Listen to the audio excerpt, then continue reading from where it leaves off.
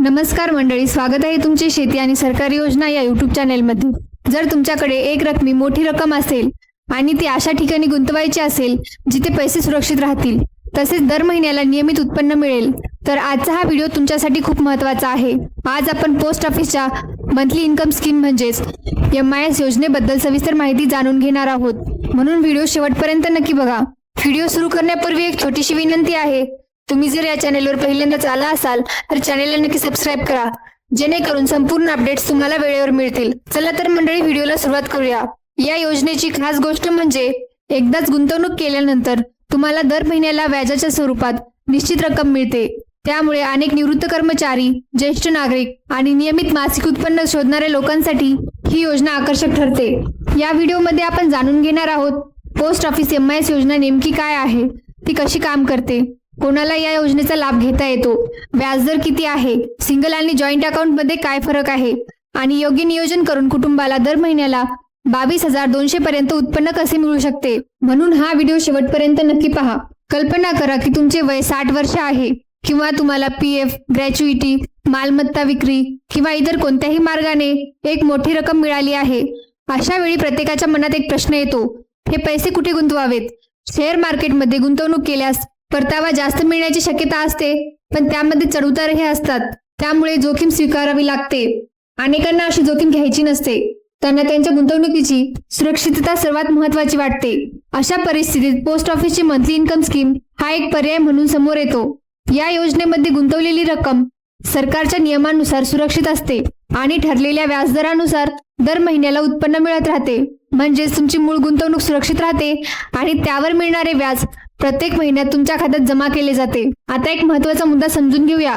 अनेकांना वाटते की या योजनेत पैसे जमा केले की फक्त मासिक व्याज मिळते आणि त्यापलीकडे काही करता येत नाही, पण प्रत्यक्षात योग्य आर्थिक नियोजन केल्यास या योजनेचा अधिक चांगला फायदा घेता येऊ शकतो।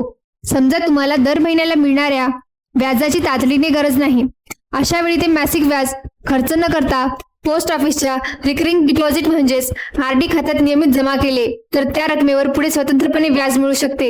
यामुळे तुमची बचत वाढण्यास मदत होते आणि कालांतराने तुमच्याकडे अतिरिक्त निधी तयार होऊ शकतो।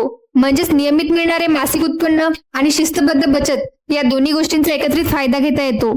याच कारणामुळे अनेक गुंतवणूकदार या योजनेकडे केवळ मासिक उत्पन्न म्हणून नाही तर दीर्घकालीन आर्थिक नियोजनाचा एक भाग म्हणूनही पाहतात। आता अनेकांच्या मनात प्रश्न येतो, या योजनेतील पैसे किती सुरक्षित आहेत?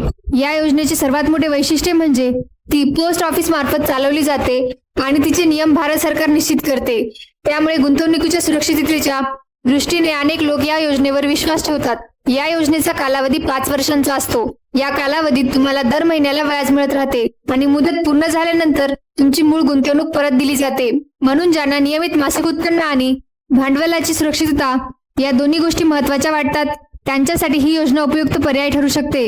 आता पुढील भागात आपण जाणून घेणार आहोत या योजनेसाठी पात्रता काय आहे, कोण खाते उघडू शकतो, सिंगल आणि जॉईंट अकाउंट मध्ये काय फरक आहे, तसेच सध्याचा व्याजदर किती आहे आणि त्यानुसार मासिक उत्पन्नाचे गणित नेमके कसे तयार होते। म्हणून पुढील भाग नक्की पहा। मित्रांनो, आता सर्वात महत्त्वाचा प्रश्न म्हणजे ही post office monthly income scheme नेमकी कोणासाठी आहे? या योजनेमध्ये कोणताही पात्र भारतीय नागरिक खाते उघडू शकतो। तुम्ही एकट्याच्या नावाने म्हणजेच सिंगल अकाउंट उघडू शकता, तसेच 2 किंवा 3 व्यक्ती मिळून जॉईंट अकाउंट देखील उघडू शकतात। याशिवाय 10 वर्षे किंवा त्याहून अधिक वयाच्या मुलाच्या नावानेही नियमानुसार खाते उघडण्याची सुविधा उपलब्ध आहे। मात्र अनिवासी भारतीय म्हणजे NRI व्यक्तींना या योजनेचा लाभ घेता येत नाही। आता या योजनेची कार्यपद्धती समजून घेऊया।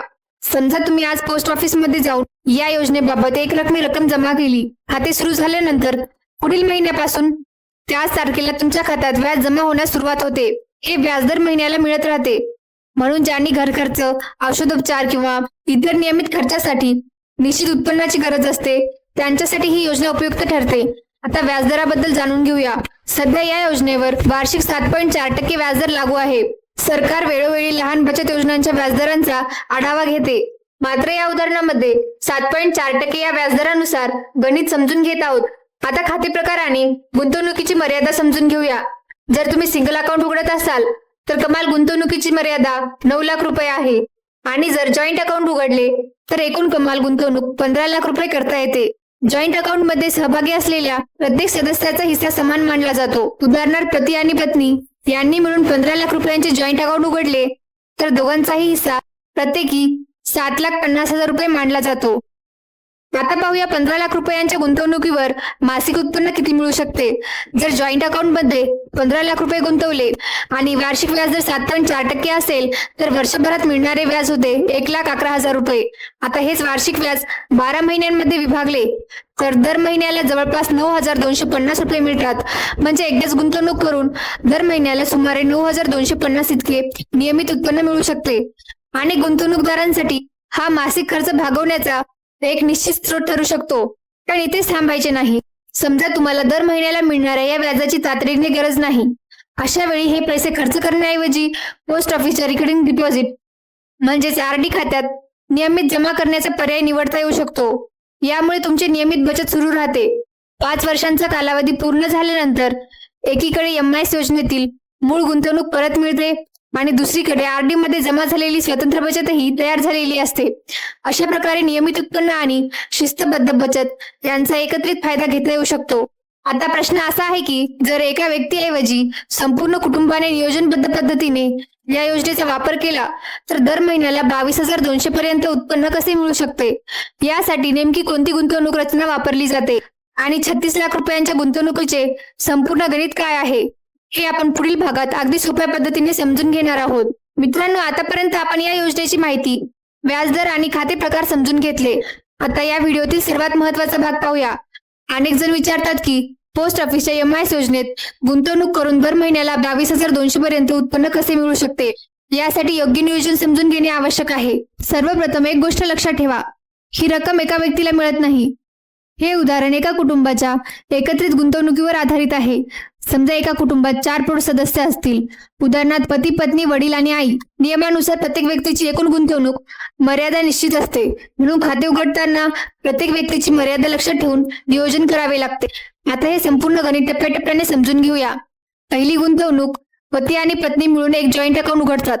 या खात्यात 15 लाख रुपये जमा केले जातात. जॉईंट अकाउंट असल्यामुळे दोघांचाही हिस्सा समान धरला जातो, म्हणजे प्रत्येकी 7,50,000 रुपये. या गुंतवणुकीवर सध्याच्या व्याजदरानुसार दर महिन्याला सुमारे 9,250 व्याज मिळते. आता दुसरी गुंतवणूक पाहूया. दुसरी गुंतवणूक, आई आणि वडील मिळून आणखी एक जॉईंट अकाउंट उघडतात. या खात्यातही 15 लाख रुपये गुंतवले जातात. येथूनही दर महिन्याला जवळपास 9,250 इतके व्याज मिळते. आतापर्यंत 2 खात्यामधून मिळणारे मासिक उत्पन्न झाले 9,250 अधिक 9,250 म्हणजे एकूण 18,500. आता प्रत्येक व्यक्तीच्या गुंतवणूक मर्यादेचा विचार केला तर अजून काही रक्कम गुंतवण्याची संधी उपलब्ध असते. याचाच वापर करून पुढील नियोजन केले जाते. तिसरी गुंतवणूक, पती आणि वडील मिळून आणखी एक जॉईंट अकाउंट उघडतात. या खात्यात 3 लाख रुपये जमा केले जातात. या गुंतवणुकीवर दर महिन्याला अंदाजे 1,850 व्याज मिळते. यानंतर चौथी गुंतवणूक, पत्नी आणि आई मिळून आणखी एक जॉईंट अकाउंट उघडतात. यामध्येही 3 लाख रुपये गुंतवले जातात. या खात्यावरही दर महिन्याला सुमारे 1,850 व्याज मिळते. आता संपूर्ण गणित एकत्र पाहूया. पहिल्या खात्यातून मासिक उत्पन्न 9,250 रुपये, दुसऱ्या खात्यातून 9,250 रुपये, तिसऱ्या खात्यातून 1,850 रुपये, चौथ्या खात्यातून 1,850 रुपये. आता या चारही रकमा एकत्र केल्या तर 9,250 अधिक 9,250 अधिक 1,850 अधिक 1,850 म्हणजे एकूण मासिक उत्पन्न होते 22,200. आणि यासाठी कुटुंबाची एकूण गुंतवणूक होते 36 लाख रुपये. यामध्ये प्रत्येक व्यक्तीची गुंतवणूक मर्यादा लक्षात ठेवून खाते उघडले जाते. म्हणून नियोजन करताना पोस्ट ऑफिसचे सर्व नियम पाळणे आवश्यक आहे. आता एक आणखी महत्त्वाचे गणित समजून घेऊया. जर एकूण गुंतवणूक 36 लाख रुपये असेल आणि वार्षिक व्याज जर 7.4% धरला तर वर्षभरात मिळणारे एकूण व्याज होते 2,66,400 रुपये. हेच व्याज 12 महिन्यांनी भागले तर दर महिन्याला 22,200. आता विविध गुंतवणूक रकमांनुसार मासिक उत्पन्न किती मिळू शकते ते पाहूया. जर गुंतवणूक 1 लाख रुपये असेल तर अंदाजे मासिक व्याज 617 रुपये मिळते. तर मासिक उत्पन्न सुमारे 3,083 रुपये होते. जर गुंतवणूक 9 लाख रुपये असेल तर दर महिन्याला जवळपास 5,550 रुपये मिळू शकतात. आणि जर 15 लाख रुपयांचे जॉईंट अकाउंट असेल तर अंदाजे 9,250 मासिक व्याज मिळते. तर 36 लाख रुपयांच्या एकत्रित कौटुंबिक नियोजनामध्ये एकूण मासिक उत्पन्न 22,200 पर्यंत पोहोचते. ही संपूर्ण रक्कम गुंतवणूक खाते प्रकार आणि लागू असलेल्या व्याजदरावरील आधारित गणित आहे. आता पुढील भागात आपण या योजनेशी संबंधित काही अत्यंत महत्त्वाचे मुद्दे जाणून घेणार आहोत. जसे की या योजनेतील कराचे नियम काय आहेत, या योजनेत कर सवलत मिळते का? पीपीएफ आणि MIS यापैकी कोणती योजना कोणासाठी योग्य आहे? तसेच मुदत पूर्ण होण्यापूर्वी पैसे काढल्यास कोणते नियम लागू होतात? आणि शेवटी या योजनेचा सारांशही पाहणार आहोत. मित्रांनो, आता या योजनेशी संबंधित काही महत्त्वाचे नियम समजून घेऊया. सर्वप्रथम टॅक्स बद्दल बोलूया. अनेक गुंतवणूकदारांचा असा प्रश्न असतो की पोस्ट ऑफिस MIS योजनेतून गुंतवणूक केल्यावर आयकरामध्ये काही सवलत मिळते का? या योजनेमध्ये गुंतवलेली रक्कम आयकर कायद्यातील कलम 80C अंतर्गत कर सवलतीसाठी पात्र नाही.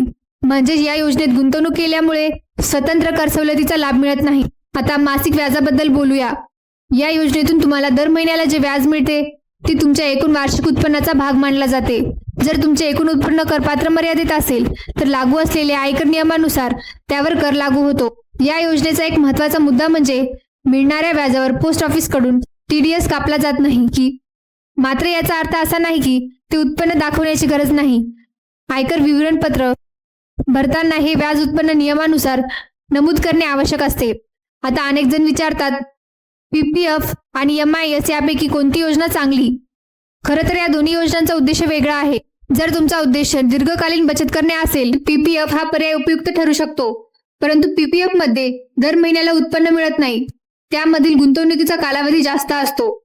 दुसरीकडे MIS योजना अशा व्यक्तींसाठी अधिक उपयुक्त ठरते ज्यांना नियमित मासिक उत्पन्नाची आवश्यकता असते. विशेषतः निवृत्त कर्मचारी, ज्येष्ठ नागरिक किंवा ज्यांना दर महिन्याला ठराविक रक्कम हवी असते त्यांच्यासाठी ही योजना विचारात घेतली जाऊ शकते. म्हणून कोणती योजना निवडायची हे पूर्णपणे तुमच्या आर्थिक गरजा आणि उद्दिष्टांवर अवलंबून असते. आता खाते मुदतपूर्व बंद करण्याचे नियम समजून घ्या. या योजनेचा कालावधी 5 वर्षांचा असतो. तर काही विशेष परिस्थितीत खाते मुदतपूर्व बंद करण्याची सुविधा उपलब्ध आहे. पण त्यासाठी काही नियम लागू होतात. जर खाते सुरू झाल्यानंतर 1 वर्ष पूर्ण होण्यापूर्वी पैसे काढण्याचा प्रयत्न केला तर ते शक्य नसते. जर 1 ते 3 वर्षाच्या कालावधीत खाते बंद केले तर मूळ गुंतवणूक 2% रक्कम कपात केली जाऊ शकते. आणि जर 3 ते 5 वर्षांच्या दरम्यान खाते बंद केले तर 1% रक्कम कपात केली जाऊ शकते. म्हणून शक्य असल्यास खाते पूर्ण 5 वर्ष सुरू ठेवणे अधिक फायदेशीर ठरू शकते. आता आणखी एक प्रश्न, दर महिन्याला मिळणारे व्याज. दर महिन्याला मिळणारे व्याज घेण्यासाठी प्रत्येक वेळी पोस्ट ऑफिसमध्ये जावे लागते का? उत्तर आहे नाही. आजच्या सुविधांमुळे ही प्रक्रिया अधिक सोपी झाली आहे. तुमचे MIS खाते पोस्ट ऑफिसच्या बचत खात्याशी किंवा पात्र बँक खात्याशी जोडले असल्यास मासिक व्याज थेट खात्यात जमा होऊ शकते. यामुळे प्रत्येक महिन्याला पोस्ट ऑफिसमध्ये जाण्याची गरज राहत नाही. आता शेवटचा मुद्दा, ही योजना कोणासाठी उपयुक्त आहे? ज्यांच्याकडे एकरकमी बचत आहे, ज्यांना गुंतवणुकीत सुरक्षितता महत्त्वाची वाटते आणि ज्यांना दर महिन्याला निश्चित उत्पन्नाची गरज आहे. अशा व्यक्तींसाठी पोस्ट ऑफिसची MIS योजना एक पर्याय म्हणून विचारात घेतली जाऊ शकते. यामध्ये योग्य नियोजन केल्यास कुटुंबाच्या पातळीवर नियमित मासिक उत्पन्नाचे नियोजन करता येऊ शकते. मात्र कोणतीही गुंतवणूक करण्यापूर्वी त्यावेळचे अधिकृत नियम, व्याजदर आणि गुंतवणुकीच्या मर्यादा पोस्ट ऑफिसमध्ये किंवा अधिकृत माहितीतून एकदा नक्की तपासून घ्या. मित्रांनो, आजच्या व्हिडिओमध्ये आपण पोस्ट ऑफिस MIS योजनेची संपूर्ण माहिती जाणून घेतली. या योजनेची कार्यपद्धती, पात्रता, व्याजदर, सिंगल आणि जॉईंट अकाउंट, 22,200 पर्यंत मासिक उत्पन्नाचे गणित, कराचे नियम, PPFची तुलना आणि खाते मुदतपूर्व बंद करण्याच्या अटी या सर्व मुद्द्यांवर सविस्तर चर्चा केली. जर ही माहिती तुम्हाला उपयुक्त वाटली असेल तर हा व्हिडिओ नक्की लाईक करा. तुमच्या कुटुंबातील सदस्य, मित्र आणि नातेवाईकांनाही ही माहिती नक्की शेअर करा, जेणेकरून त्यांनाही या योजनेबद्दल योग्य माहिती मिळू शकेल. आणि अशा सरकारी योजना, पोस्ट ऑफिस योजना, बँकिंग अपडेट्स आणि आर्थिक माहितीसाठी आपल्या चॅनलला सबस्क्राईब करायला विसरू नका. धन्यवाद. पुन्हा भेटूया एका नवीन आणि उपयुक्त माहितीसह. जय हिंद, जय महाराष्ट्र.